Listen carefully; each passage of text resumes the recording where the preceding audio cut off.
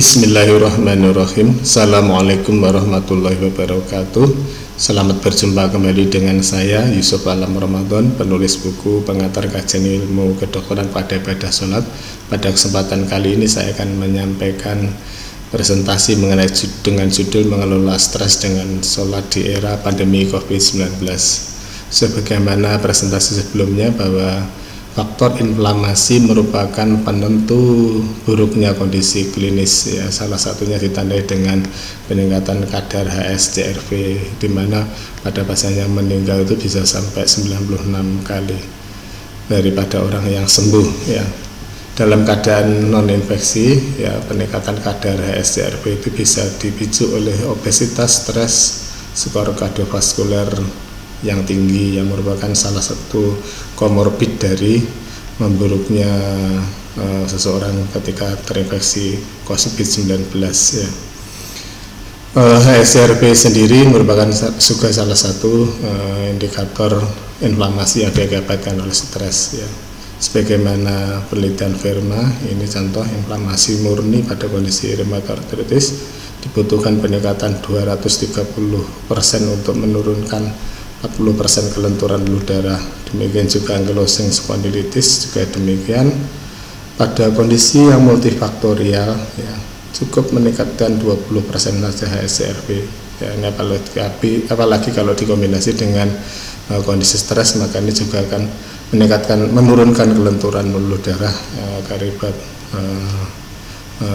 berakibat aterosklerosis dari inflamasi atau HSCRP. Nah, sekarang pada pembahasan yang kita sajikan di sini adalah stres, ya.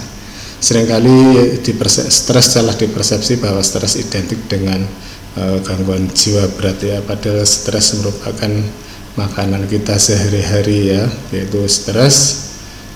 Kita sepakati bersama adalah sesuatu keadaan yang menekan, terutama aspek psikoemosionalnya, sehingga kita mengekspresikan emosi yang negatif, ya, ini khawatir, tertekan, jengkel, kecewa, sedih, muram, bosan, dan letih, ya. Mengapa kita bisa mengekspresikan emosi negatif? Ya, ini ada stimulus yang bersifat emosional, ini ketidaksesuaian antara harapan dengan kenyataan. Kita mempunyai skema yang maladaptif atau pikiran yang tidak mengganggu, kemudian kita meresponnya dengan emosi negatif. Ternyata emosi negatif tidak hanya sekedar emosi saja, tapi juga melibatkan ekspresi gejala fisik maupun perilaku, ya.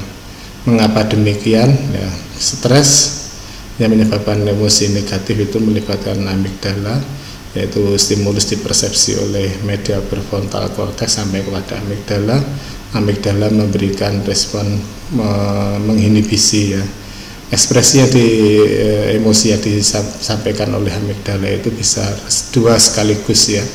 Respon emosional perilaku sekaligus perubahan respon fisiologis. Mengapa demikian? Karena di jaris yang keluar dari nukleus sentral medial amigdala terhubung dengan bagian yang luas yang mempengaruhi berbagai macam fungsi tubuh, ya. Kita bisa pingsan, bisa mengalami ulkus, bisa takikardis dan sebagainya. Dan stimulus yang melibatkan stres atau mengekspresikan emosi negatif itu juga bekerja sama dengan hipokampus, merupakan pusat koordinasi memori, ya. Apabila ini terus berlangsung, maka proses stres adalah proses pembelajaran, maka dengan berlangsungnya waktu terjadilah kompleksitas hubungan inhibisi antara amigdala ke media prefrontal cortex, terus kemudian ke memori hanya yang sesuai dengan yang diinginkan oleh orang yang mengalami stres. Akibatnya kalau kita sedang terbaca emosinya, maka ini memblok media prefrontal cortex, pusat kesadaran kita, pusat memori kita, sehingga perilaku kita tidak terkendali, ya, gejala fisik, goncangan hemostatisnya makin berat, emosinya juga makin berat, dengan perilakunya juga makin tidak terkendali, ya. Akibatnya apa? Emosi itu tidak saja sekedar asal emosi, tapi juga mempengaruhi goncangan hemostatis, ya. Di dalam ilmu psikoneuroimunologi ini ada aktivasi sistem parasimpatis, hipotalamus pituitari adrenal cortex, ARSIS, kemudian mempengaruhi perilaku. Apabila ini sering, ya, stimuli dengan respon emosi dan yang maladaptif tadi sering, intens dan durasi lama, maka akan mengakibatkan guncangan homeostasis yang lama dan berakibat pada penyakit ya. Semakin parah emosi negatif yang diekspresikan, semakin parah guncangan homeostasis fisiologis tubuh yang terjadi ya.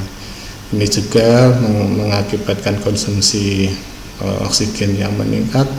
Ada semakin besar konsumsi oksigen yang meningkat, maka oksigen radikal bebas yang dihasilkan juga lebih banyak. Resiko terjadinya pembendakan telomer juga lebih besar. Akibatnya ya, kalau kita sering terguncang emosi kita, sering emosi negatif ya tidak terkendali, maka juga akibatkan kita jadi lebih cepat tua ya. Salah satu yang menyebabkan kita jadi mudah mengekspresikan emosi negatif adalah bias kognisi ya.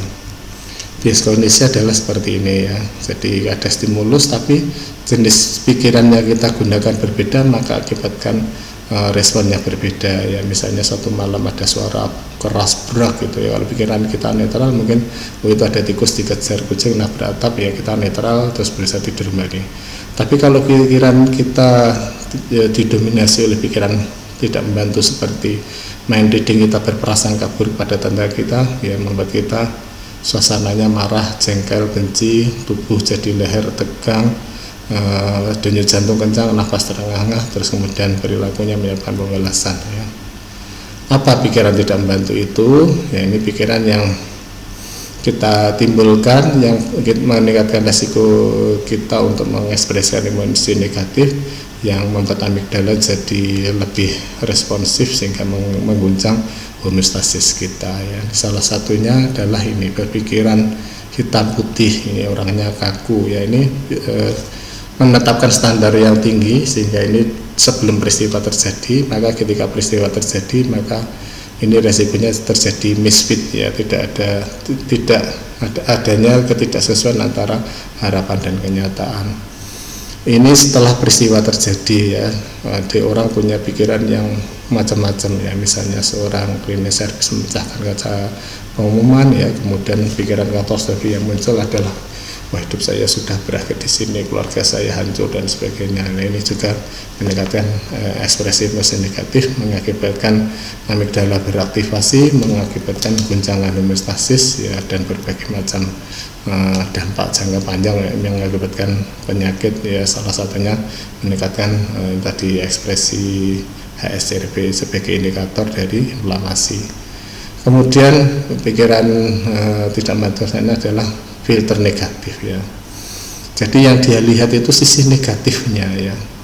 Ini contohnya ungkapannya, saya orangnya payah, saya bodoh, saya tidak pernah berhasil. Pada kenyataannya dia pernah berhasil ya. Kalau sudah seperti itu dia muncul kecewa, sedih. Nah, ini amigdala teraktivasi, pada sel darah putih itu punya reseptor ya, adrenergik, reseptor kortisol ya. Inilah akibatnya mengakibatkan inflamasi yang dalam kasus COVID ini jadi lebih memperparah ya, kondisi klinis pasien.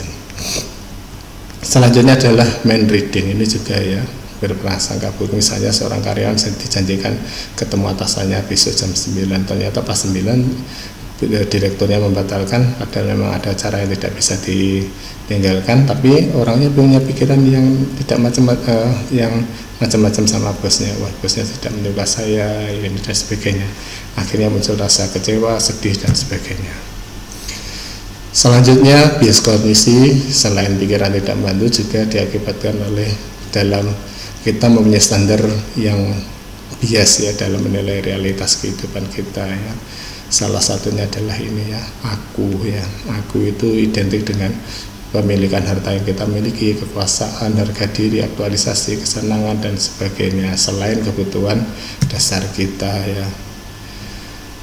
Ya, kita sedalam hidup senantiasa berupaya ini ya, ketika kita berinteraksi dengan sosial ya, ini ya, ranking sosial kita dari hal-hal yang kita miliki ya.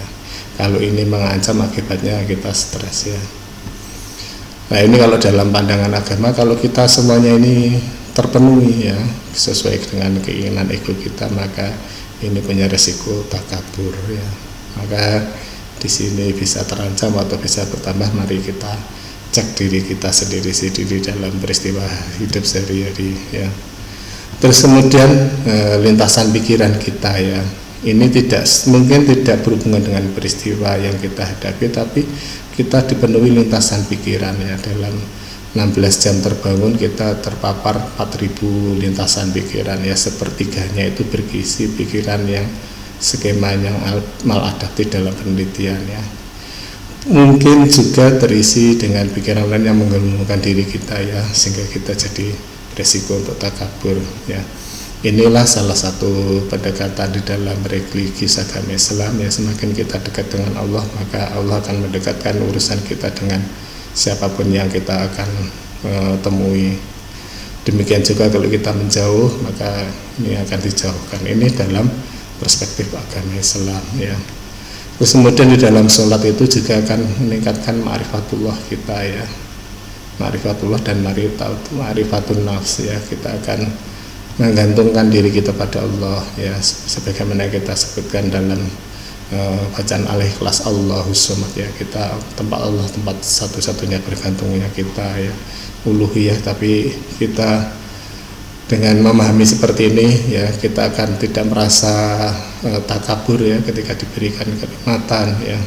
Dan juga kita ketika harta, maka kita juga ini apakah harta itu untuk ketentukan atau ketaatan pada Allah atau tidak ya. Ini lebih rinci insya Allah kan nanti saya paparkan di buku saya yang insya Allah terbit sebentar lagi bersama penerbit 3 serangkai. Nah ini ketika Allahu Akbar itu bisa ketika kita berada dalam posisi yang terpuruk, Allahu Akbar, maka kita jadi mempunyai terbangkit sikap optimis kita ya. Ketika kita mendapatkan pujian atau penghormatan maka ketika kita membaca Allahu Akbar, kita ingat bahwa kita tidak ada apa-apanya bandingan Allah Subhanahu wa taala. Ini doa istiftah juga seperti itu ya. Lalu bagaimana caranya kita mengendalikan stres dalam kehidupan kita sehari-hari ya. Jadi intinya dalam solusi yang kita tawarkan ada 2 yaitu restrukturisasi kognitif ya. Ini dalam mentarget skema pikiran yang maladaptif tadi atau pikiran aneh atau standar bias ya dalam menilai standar hidup, penilaian hidup kita ya. Terus kemudian ini yang penting juga adalah kesadaran emosi ya, sebagaimana yang tadi disebutkan, ketika kita emosi itu amigdala terbajak sehingga amigdala membajak prefrontal cortex kita ya. Nah ketika kita merasa sadar ya kita sedang mengalami emosi negatif, maka harapannya proses inhibisi yang dilakukan oleh amigdala ini akan berkurang ya. Terus kemudian restrukturisasi kognitif ini akan membangkitkan hipokampus kita ya, sehingga memori kita tidak dipenuhi oleh hal-hal pikiran yang tidak membantu tadi ya. Ada alternatif lain ya ini. Jadi ada 2 titik tangkap yang kita tawarkan dengan manajemen stres melalui pendekatan sholat ya. Ini contoh ya dampaknya ya. Ini penelitian yang mendengar mindfulness ya. Ini mempunyai efek menurunkan respon amigdala ya ketika diberikan gambar-gambar yang bernuansa emosi ya. Prinsipnya adalah kenali stres sedini mungkin, pulihkan sesegera mungkin ya. Jadi yang kita kenali pertama kali adalah ini ya, apapun ya, ketika muncul khawatir, tertekan, suasana hati kita jadi murung ya, jengkel, sedih dan sebagainya, maka ini kita harus menyadari dulu ya. Kemudian kita beri skor ya. Kalau 10 berarti kita emosi negatif ini benar-benar menguasai diri kita ya. Dan seterusnya di bawahnya ya. Jadi ini kalau 7, 8, 9 itu kita masih berusaha sekuat mungkin untuk menguasai diri, tapi kita masih ada emosi, ekspresi emosi yang kuat dan sebagainya. Nah ini tahap-tahapannya ya.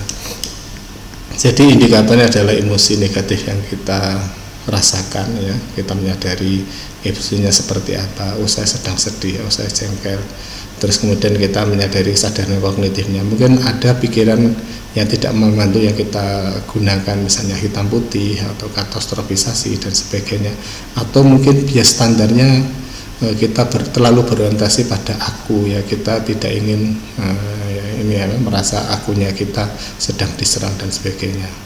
Maka di sini di waktu sholat terdekat ya, maka kita mencoba time out ya, menikmati wudhu, menikmati sholat ya, mentoleransi. Terus kemudian ini tujuannya mentoleransi ya emosi negatif yang kita rasakan.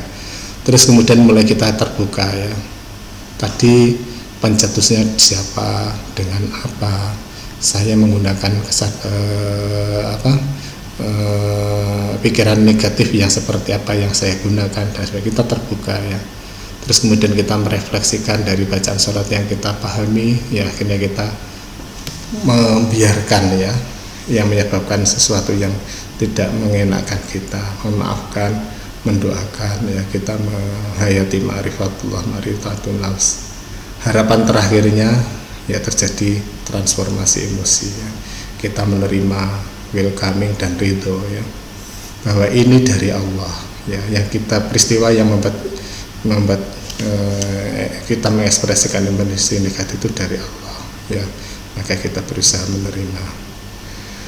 Dan sebenarnya yang ditawarkan ini adalah kita mencoba modifikasi bagian yang dapat kita kendalikan ya. Misalnya seorang ibu pikirannya harus sempurna, pikiran otomatis merasa bersalah dan sebagainya, inilah yang kita berusaha kendalikan. Sementara peristiwa hidup itu kan itu takdirnya Allah ya, kehendaknya Allah ya. Maka di sini dengan sholat itu harapannya kita mencapai nafsul mutmainnah ya. Kadang kita berusaha di atas, kadang berada di bawah ya, tapi kita bisa tenang ya, bagaimanapun kondisi yang Allah berikan pada kita ya.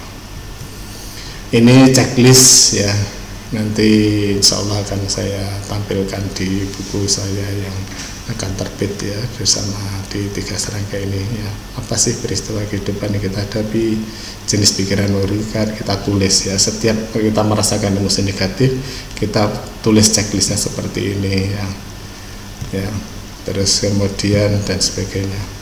Nah ini yang pernah saya latihkan kepada para ibu-ibu ya. Ternyata dari 5 waktu sholat ini, ternyata yang bikin emosi negatif itu paling banyak di pagi hari ya, sisanya di sini ya. Maka di sini hal yang penting tapi sekaligus mengkhawatirkan ya. Ini contoh ya. Jadi sebenarnya kondisi tubuh kita itu dalam kondisi yang paling kritis itu di pagi hari ya. Jadi kondisi basal resiko penyakit kita itu paling banyak di pagi hari. Nah kalau kita terpapar oleh pikiran negatif dan sebagainya maka ini akan meningkatkan sampai melebihi resiko. Karena itu makanya serangan stroke, serangan jantung, serangan asma dan sebagainya itu paling banyak di pagi hari ya. Karena itu Allah sayang pada kita ya. Kita diminta bangun lebih awal, sholat subuh, zikir pagi, petang. Harapannya kita bisa merestrukturisasi ya, segera mengembalikan ya, mengenali sedini mungkin, pulihkan sesegera mungkin sehingga ini tidak sampai menyentuh ambang untuk mengalami sakit jantung. Demikian yang bisa saya sampaikan di kesempatan kali ini. Kurang lebihnya mohon maaf. Bila taufiq hidayah. Assalamualaikum warahmatullahi wabarakatuh.